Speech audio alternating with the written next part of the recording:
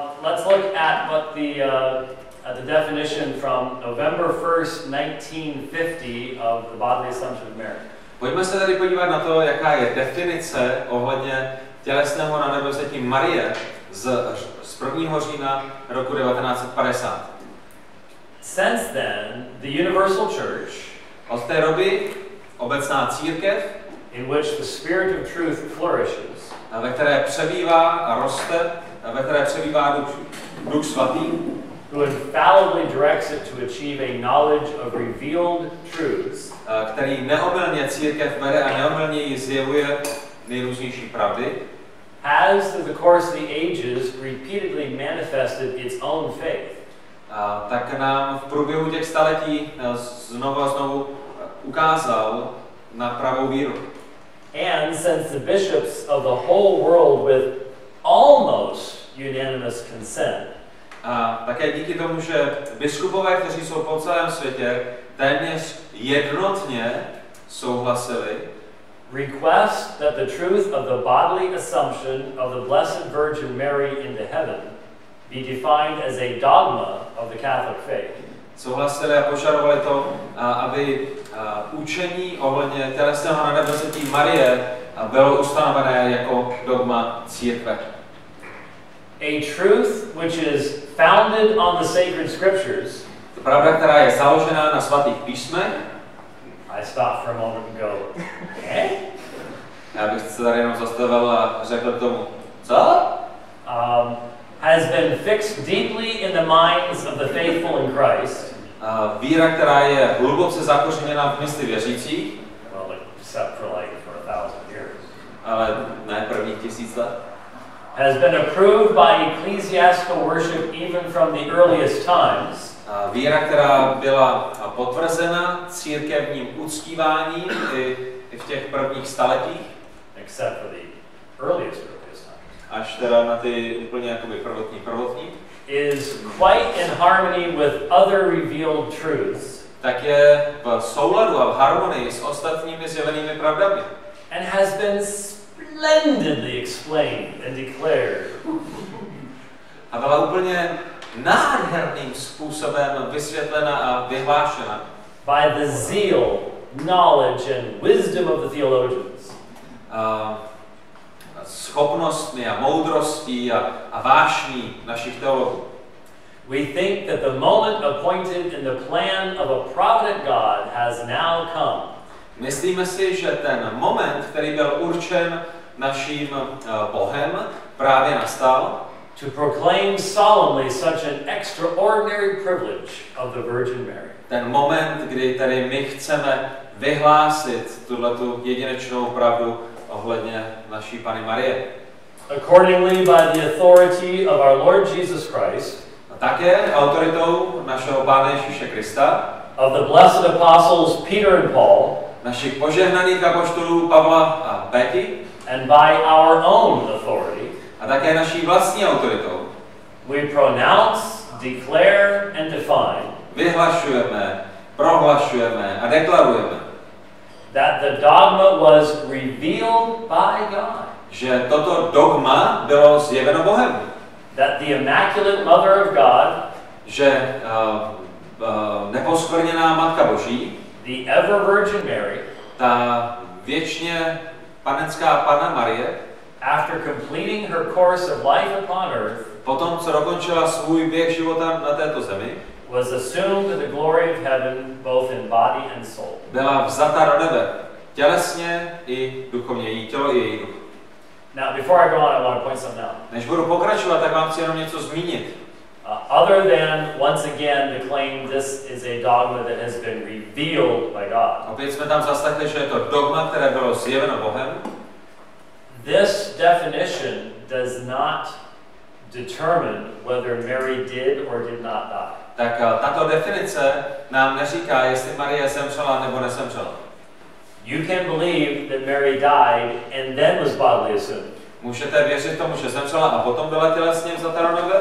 Or that she did not die, and hence right at the point of what would have been her death, she was bodily assumed. A nebo že byla vzata do nebe před svojí smrtí. Both are allowable opinions according to this definition. Takže obě tyto věci, můžete tomu věřit jedním nebo druhým způsobem, obojí je přijatelné. Therefore, if anyone, which may God forbid, should dare either to deny this, to znamená,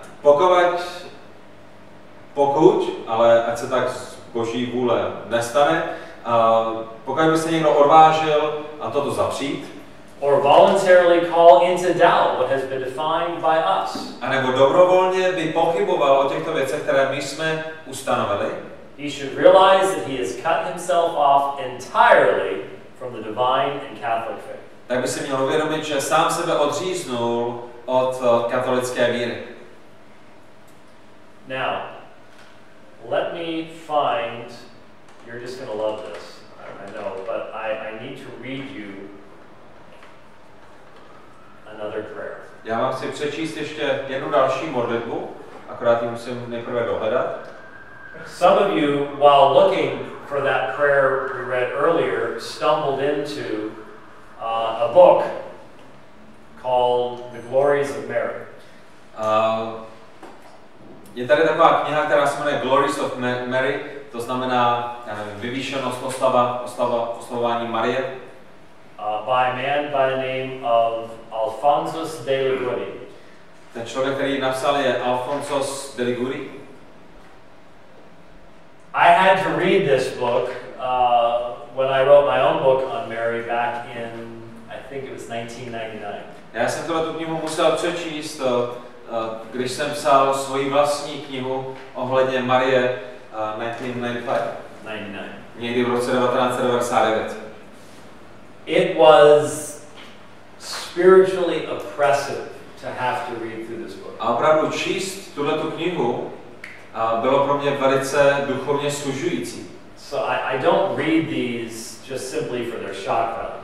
Takže já si tyhle ty knihy nečtu tak jako pro legraci. I mean, they are shocking. Oni jsou šokující tyhle ty knihy. But there is something we should be hearing from them and learning from. Ale je něco, co potřebujeme slyšet, když je čteme, a potřebujeme porozumět tomu, co oni komunikují. That prayer I read for you a few hours ago, where you pray for Mary to deliver you from the flesh, the devils, and Jesus. Ta modlitba, kterou jsme četli na začátku a před několika hodinami, kdy se modlíte k tomu, aby vás Marie vysvobodila od hříchu, od těla, od satana, od Ježíše. Where does something like that come from? Kde to má svůj původ, něco takového? It would never cross my mind to think of praying to Mary to deliver me from Jesus. Mě by nikdy nenapadlo, abych se modlil k Marii, proto aby mě zachránila, uchránila před Ježíšem. But when you read Liguri, ale když čtete tohoto autora Liguriho, and by the way, Liguri has been made what's called a doctor of the church. A mimochodem Liguri byl ustanoven jako doktor církve.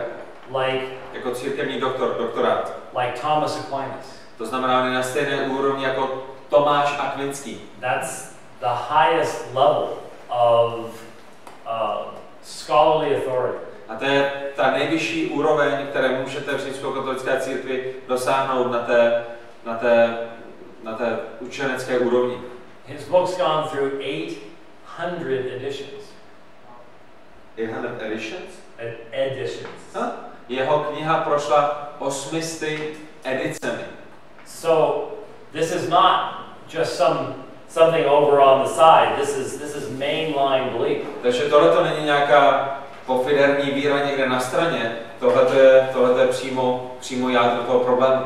And when you read it doesn't take you long. A když ji čtete, tak vám nebude trvat dlouho. To start picking up on consistent themes about Mary. Abyste objevili znovu opakující se témata ohledně Marie. And in this one last section I'll read to you, you get to see what those themes are. A v této sekci, kterou já vám přečtu, která je ke konci té knihy, uvidíte, co jsou ty opakující se témata. Okay. On this account it was, says Saint Bernard, Saint Bernard říká, že to bylo v tuto dobu, that the eternal Father, wishing to show all the mercy possible, kdy se nebeský Otec rozhodl, že nám zjeví plnou milost. besides with giving us Jesus Christ, our principal advocate with him, Krom toho, že nám dá pouze Ježíše Krista, našeho obhájce, was pleased also to give us Mary tak se rozhodl nám dát také Marii, as our advocate with Jesus Christ. jenž bude naší advokátkou společně spolu s Kristem. There is no doubt, the saint adds, Není pochyby o tom, that Jesus Christ is the only mediator of justice between men and God. že Ježíš je tím jediným prostředníkem, skrze kterého plyne spravedlnost mezi Bohem a lidmi. That by virtue of his own merits and promises, Který skrze své vlastní zaslíbení a své vlastní záslužné skutky he will and can obtain us pardon and the divine favors. může, a také to tak udělá, nám přinést odpuštění a Boží milost. But because men acknowledge and fear the divine majesty, Ale protože se lidé bojí božského majestátního Boha, which is in him as God, nebo toho božství, které je v něm, protože on je Bohem, for this reason it was necessary to assign us another advocate. tak kvůli tomuto bylo zapotřebí, aby nám byl dán další obhájce, to whom we might have recourse with less fear and more confidence. ke kterému my můžeme přistupovat s méně strachem a s větší jistotou. And this advocate is Mary. A tímto advokátem je Marie, tímto obhájcem je Marie. Than whom we cannot find one more powerful with his divine majesty. One more time, please. Than whom, Mary, than whom we cannot find one more powerful with his divine majesty, or one more merciful towards ourselves. Nemůžeme najít nikoho mocnějšího nebo milosrdnějšího k nám než Marie. The saint says, Christ is a faithful and powerful mediator between God and men.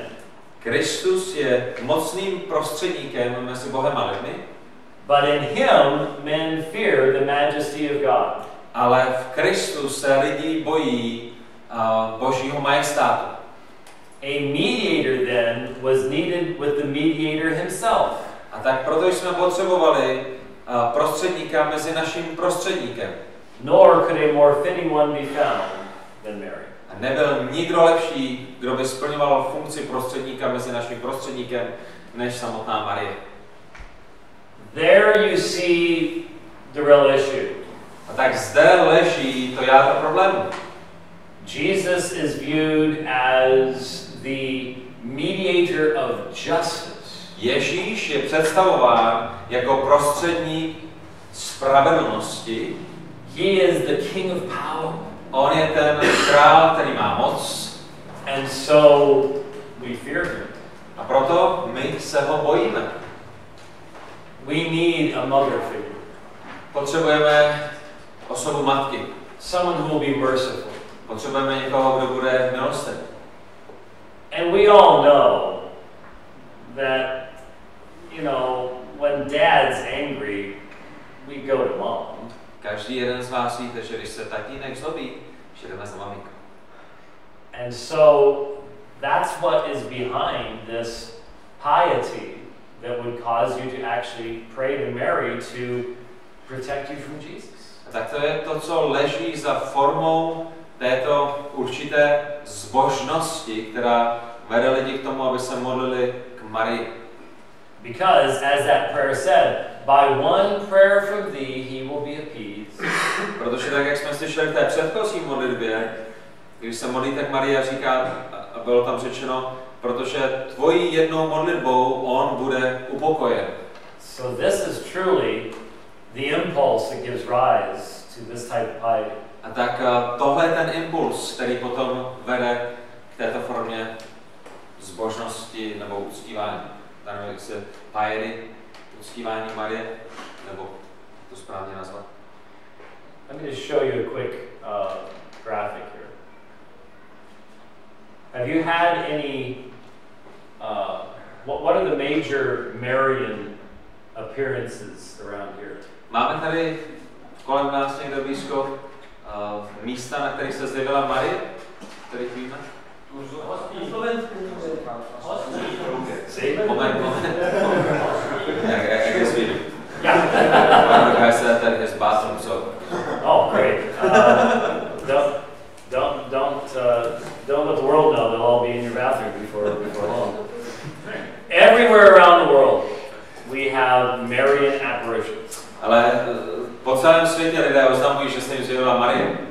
Back about 1999, we have this one you see on the screen.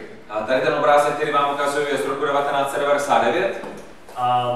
This building was once a bank building. Tato budova byla v minulosti bankou. And then the banco closed over. A potom se ta banka zavřela. And they sold the building to a car dealership. A byla prodána a ten nový majitel ji proměnil v autosalon. The ugly duckling car dealership. Takový ten opravdu jakoby hodně špatný, ošklivý autosalon. And whoever had the top office up here, a člověk, který byl v té kanceláři tam někde nahoře, there had been a palm tree right outside the window. Tak přímo před jeho okny končil vrchol palmy. And he wanted to be able to see out his window. A on chtěl být schopen z toho okna mít výhled a ne čučet na palmu. So you can see how tall it was, because see there's a similar palm tree right there. A tak vy vidíte, jak ty palmy jsou vysoké, protože tam vidíte ty ostatní palmy. Well, they had a irrigation system that actually went up the tree and watered it from the top. A ten způsob, jakým oni se starali o ty palmy kolem té budovy, bylo, že měli zavlažovací systém, který vedl nahoru a ze shora ty stromy byly zavlažovány. And so when they cut the palm tree down right here to give the guy his view, a když tedy jednu tu palmu seřízli proto, aby ten člověk v kanceláři mohl mít dobrý výhled, the water that had gone onto this reflective surface on the glass formed what you see. Tak ta voda, která nyní začala šplíchat na tu skleněnou fasádu té budovy, tak utvořila tento obrazec. And of course it's Mary. Samozřejmě tam vidíme what else could it be? Marii, protože nikdo jiný by to být nemohl. And so there's a gas station about, well, it's not where the picture's taken, but it's farther back from where this picture's taken. Kousek dál je benzínová stanice. And so one day there's this guy sitting there filling up his car, and he looks over at the car dealership. A tak jednoho rána člověk si plní auto benzínem a kouká se tady na tu budovu, kterou máte na obrázku. And it's like, it's Mary. A říká, to je Marie.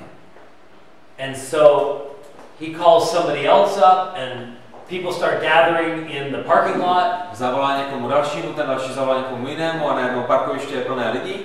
And eventually there's so many people that they can't sell cars. A najednou je to tak plné, že nemohou ani prodávat auta. And so a Marian group, a group that promotes the Roman Catholic views about Mary. A tak skupina, která jejíž hlavním posláním je propagovat tyhle ty různé mariánské věci, bought the building for $1.2 million. Koupila tu budovu za $1,2 milionu. And they built an altar out front where they said masses. A před tou budovou postavili oltář, u kterého mají mše. And the city started having problems because of all the traffic and the people coming here.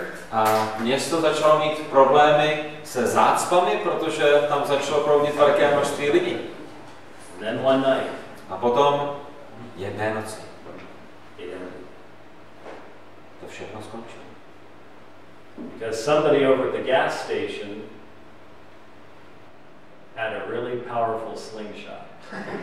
Protože někdo u té benzínky si pořídil hodně ostrý prak. and they de-Marianized the building. A oni zbavili tuhletu budovu její Marie.